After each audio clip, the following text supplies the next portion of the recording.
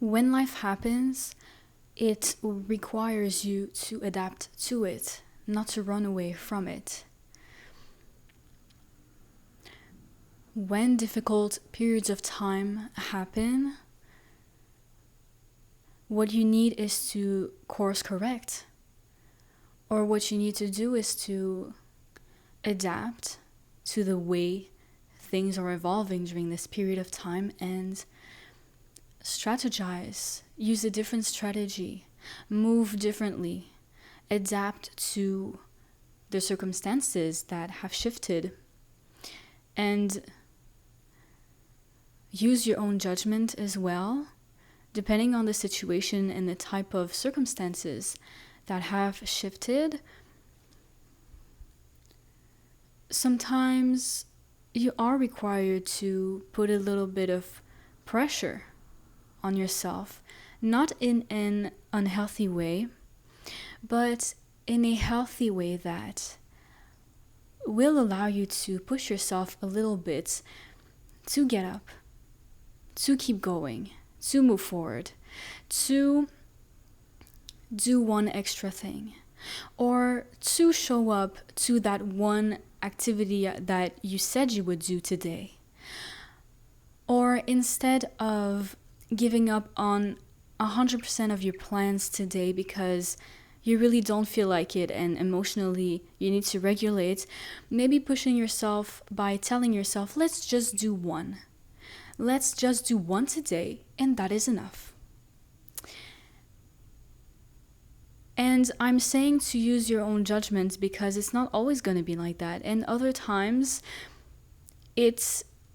life calls you to do the opposite of what I just said. Sometimes it calls for you to be more gentle with yourself. Sometimes the last thing you need is to pressure yourself. The last thing you need is to push yourself because you have been showing up immensely and now you need to go slower. Sometimes you are required to move at a slower pace, to reduce the tasks you put in your to-do list for the day. Sometimes what you need is for you to listen to yourself, to be there with yourself, to be attentive to what is going on inside, and allow yourself to take a break. Allow yourself to push something off to later. And it's very important, like I said, to use your own judgments because it will really depend on the circumstances and on the situation. There's not one right answer and one right thing to do. You really need to take into account the circumstances, the situation, what is going on, you as a person, and your type of life that you live. And when times call you to be more gentle with yourself, sometimes it's just about breaking down your tasks into the smallest tasks that you can. And you can even mix the two together. There's a way that you can, on one hand, push yourself to show up to this one thing that you wanted to do today, and on the other hand, be gentle with yourself. So, for example, if your goal of today is to at least get your workout done, go to the gym and get your workout done, a way that you can push yourself to do it is to tell yourself, okay, this is the goal of the day. You don't need to do 100 million things. You don't need to clean your entire apartment. Do all of your things over here, do all of your things over there, work out and do all of that. Choose that one task, which is go to the gym, and tell yourself that that's the goal of the day. And on the other hand, the way that you can achieve that goal while being gentle with yourself is to break it down. So you're sitting at home right now and you're telling yourself, the result I need to achieve today is to have been gone to go to the gym and do my workout. So the step number one is to get up. If you're sitting on your couch, for example, is to simply get up. That's it. Take a deep breath and go get changed into your workout clothes. Start with that. And your mindset is going to be very important, because thinking about all the million steps that you need to do can be very overwhelming when you feel very exhausted and burnt out. So in that moment, it's important for you to only focus on one step. So only focus on getting up to go get dressed. Only think about going to get dressed. After you've done that, the next step is to go to the gym. Just get to the gym. Either you need to walk to it, take the bus to it, drive to it. Only think about the transport.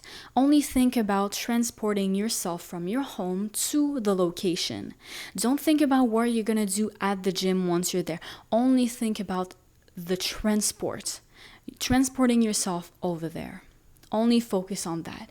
And even while you're doing that, like I said, either you're taking the bus, you're driving, you're walking there, try your best to be present in the moment.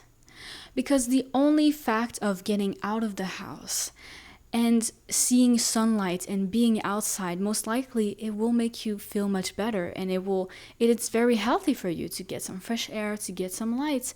So just that might you feel much better, and be present in that.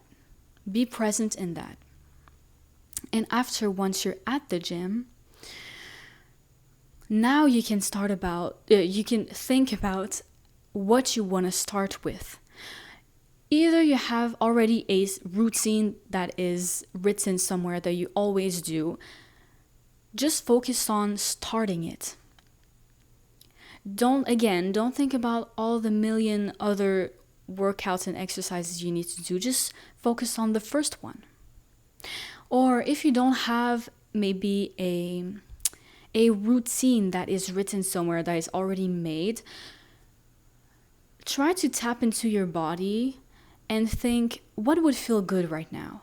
Would it feel good to stretch a little bit? Stretch my neck, my arms, my back, my legs. What would it feel good? What would feel good for me to do right now? And really focus on that one exercise. And again,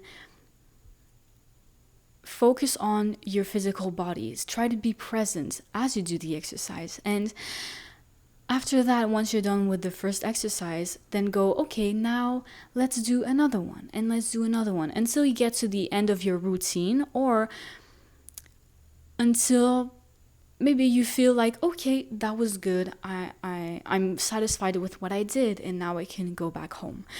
So this is just an example with working out, with going to the gym and working out.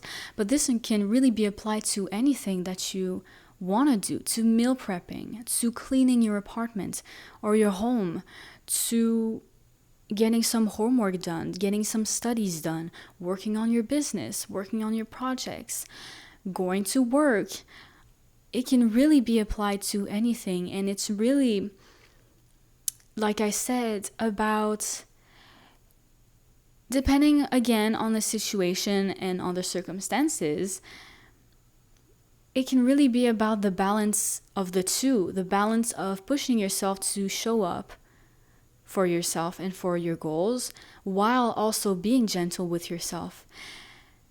And your mindset is so important, and it's really important to it's important to be careful with how you perceive things and what you focus on, because it can be very easy to burn yourself out and to overwhelm yourself before even starting. If you think about all of the things that you need to do, it can be very overwhelming. So that's why I'm putting a lot of emphasis on on focusing on one step at a time. And when you do that step, really focusing on it and being present. And this is not the first time that you experience a flow of life, a period of time during which it's more difficult, and it won't be the last either. And I'm saying that not to discourage you, but to remind you how important it is to have those tools and to have that knowledge of yourself. It's important to understand yourself and to know yourself and to have these strategies and these tips and tricks to be able to move through those periods of time. Because, like I said, when life happens, it calls you to adapt. It doesn't call you to run away. And yes, it can be scary at times, but it's when you really look at it and when you try different things out and when you try different strategies and tools, you realize that it's not that scary. Yes, it can be uncomfortable, but it's not impossible. So when life happens, please do not run away. Please don't go into a corner and go into a panic. Take a deep breath and take the time to observe. Simply observe how you are feeling. Observe the circumstances that have shifted. Observe the situation you are in. And one step at a time, figure out what can be done in a gentle way and in a strategic way, and not in a way that will burn you out and overwhelm you. Take it one little step at a time and be there with yourself and support yourself.